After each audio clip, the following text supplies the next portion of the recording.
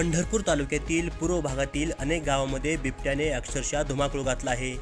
गेली 15 दिवसापासून या गावामध्ये बिबट्या सदृश्य प्राणी असल्याचं गावकऱ्यांकडून सांगण्यात येतंय।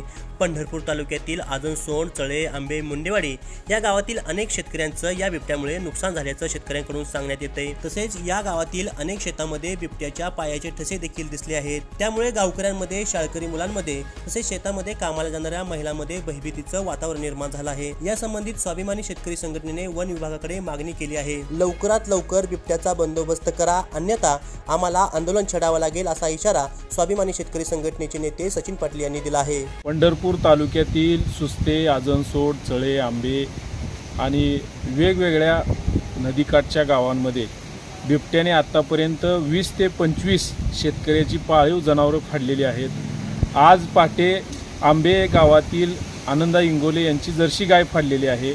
काल चळे येथील 2 त्या ठिकाणी शेळ्या फाडलेल्या आहेत।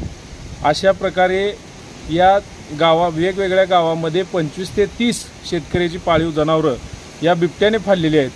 गेल्या 15 दिवसापूर्वी पंढरपूर येथील वन विभागाच्या अधिकाऱ्यांना भेटून मी स्वाभिमानी शेतकरी संघटनेच्या वतीनं मागणी केली होती की या बिबट्याला तात्काळ तुम्ही पकडावं आणि त्याच्या अधिवासात सोडून द्यावं, परंतु अद्याप कोणतीही कारवाई या वन विभागाकडून केलेली आढळून येत नाही। फक्त शेतकऱ्यांकडे यायचं आणि त्यांना काय तर थातुरमातुर उत्तरं देऊन निघून जायचं, एवढंच काम हे अधिकारी करत आहेत। खरं तर मला आता या वन विभागाच्या अधिकाऱ्यांवरच संशय लागला आहे। यांना कुत्रं धरायचं तर प्रशिक्षण दिलंय का नाही हे आता बघावं लागेल। नसेल तर यांनी स्वतःचे राजीनामे देऊन घरी बसावं, कारण जो बिबट्या आज 20-25 जनावरं फाडतोय तो बिबट्या उद्या शेतकऱ्यावर सुद्धा हल्ला करायला, शेतकऱ्यांच्या लहान लहान मुलांवर हल्ला करायला कमी करणार नाही।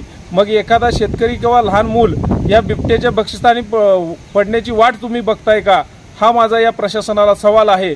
त्यामुळं या परिसरात फिरणाऱ्या बिबट्याला या जिल्ह्याचे कलेक्टर असतील, तहसीलदार असतील, प्रांताधिकारी असतील व वन अधिकारी असतील, या सर्वांनी पिंजरे लावून तात्काळ जेरबंद करावं आणि त्याला त्याच्या अधिवासात सोडावं।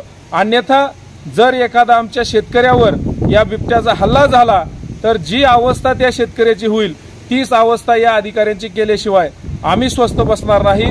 कारण या बिबट्यामुळं आता भातात राहणारे आमचे शेतकरी, शेतातून शाळेला येणारी लहान मुलं आणि शेतात दिवसभर काम करणारे आमच्या माता भगिनी हे सर्वजण भयभीत झालेले आहेत।